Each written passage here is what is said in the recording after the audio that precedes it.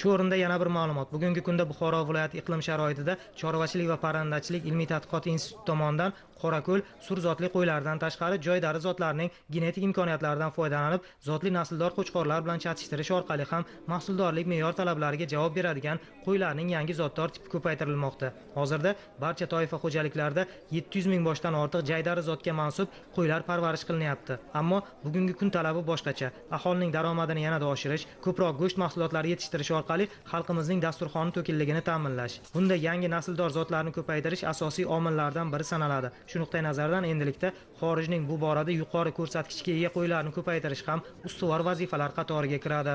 Mana bugungi kun Buxoro viloyatimizda ilk marotaba nasldor qo'ylarning ko'rgazmasini biz tashkil qildik.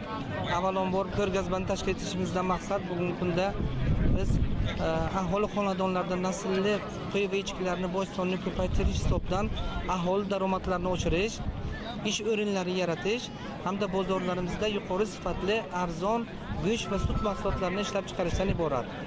Bugungi kunda viloyatimizda 560 mingga yaqin bosh qo'y va echkilarimiz mavjud. Endi aksariyat Buxoro viloyatidagi qo'ylarning 71%ni yoki 2,5 million bosh qo'y echki bugun mavjud bo'lsa, o'shandan 560 ming boshi naslli qo'ylar toifasiga kiradi. Biz kelgusida mana shunaqa ko'rgazmalarni ko'paytirib, aholi xonadonlarda naslli qo'ylar bosh sonini 1 millionga yetkazishni o'zimizga reja qilib olganmiz.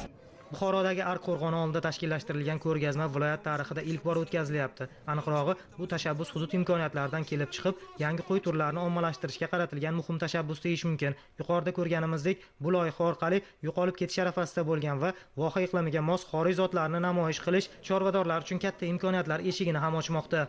Arashan qo'y zotlari bo'yicha ko'rgazmamiz bo'lib o'tyapti. Haqiqatan ham Arashan qo'y zotlari mana shu so'nggi yillarda O'zbekistonga olib kelingandan keyin o'rganishni boshladik. Hozir ko'pchilik chorvadorlarimiz Arashan qo'y zotiga qiziqishini sababi u go'sht yo'nalishida tez yetiluvchan hisoblanadi. Tirik vazn jihatidan ham juda ham tez vazn olish xususiyatiga ega. So'nggi 2-3 yilda kuzatib boryapman. Hozir mana shu ko'rgazmaga ham olib keldik. Arashan toza qonli qo'chqorlarini o'zimiz oddiy mahalliy ona qo'ylariga qo'yib, ulardan birinchi avlod qo'zilarini o'zida o'zgarish ko'rishimiz mumkin. Tirik vazngacha 70 kilogacha oddiy chatishma qo'zilarni ko'rishimiz mumkin. Keyin eng afzal tomoni Arashan qo'y zoti iqlimga nisbatan injiq emas. Mana Buxoroni cho'l sharoitida ham boqyapmiz. Buxoroni issig'ida, sovuq hududlarda ham boqyapmiz. Mana Vodiy, Toshkent viloyati kabi tog'li hududlarda ham boqyapmiz. Arashan qo'y zoti umuman iqlimga injiqligi yo'q. Ozuqa nuqtai nazarida ham xuddi shunday. Endi nafaqat go'sht, balki yog', dumba yig'ish xususiyati ham juda yuqori. Hozir Qirg'izistondagi Arashan qo'y zotini naslchiligi bo'yicha ishlaydigan shu naslchilik xo'jaliklari bo'yicha ham ish olib boryapti. Ular bilan hamkorlikda ulardagi o'sha toza liniyalarni, qo'chqorlarni Buxoroga olib kelib, o'zimizni oddiy ona qo'ylarga chatishtirib, nasib mana shu 2-3 yil davomida Arashan qo'y zotini ko'paytirib, Buxoro tarixida muhrlaymiz.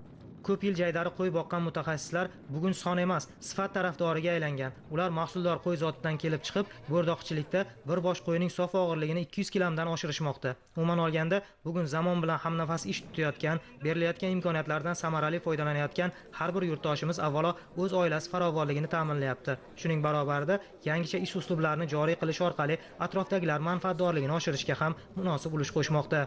Samarqand viloyat Paxtash tumanidan mana bugun Buxoro shahriga nasldor qo'ychilik bo'yicha o'tayotgan yarmarkaga keldik. Yaxshi, ajoyib tashkil qilingan joy, atmosfera, haqiqatan ham Buxoroda chorvachilik bo'yicha, nasldor qo'ychilik bo'yicha ancha rivojlanish katta. Bunda qo'ylarni mana parametrlari ham aytib turibdi.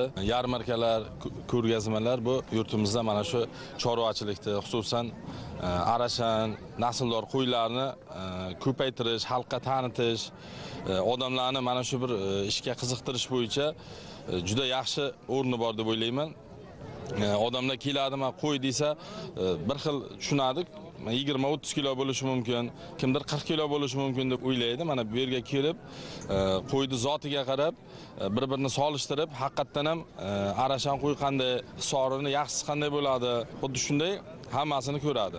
Masalan, hisori zoti o'zimiz bilamiz 90-yillardan nom berilib zot sifatida tan olingan bo'lsa, Arashan zotga bir 5-6 yil bo'ldi shunaqa zot deb tan olinganiga.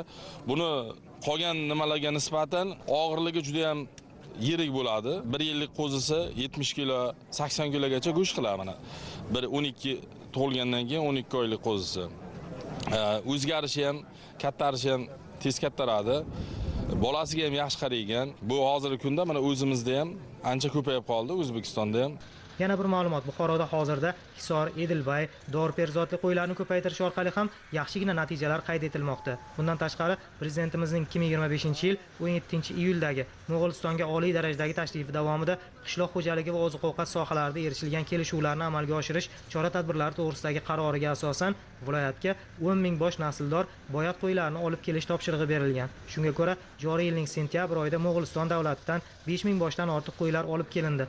2026-yildan boshlab keyingi 3 yilda bu turdagi qo'ylar soni ham 50 mingga yetkaziladi. Umuman olganda, bu tashabbuslarning barchasi sohada qo'ychilik tarmog'i rivojida muhim ahamiyat kasb etishi aniq.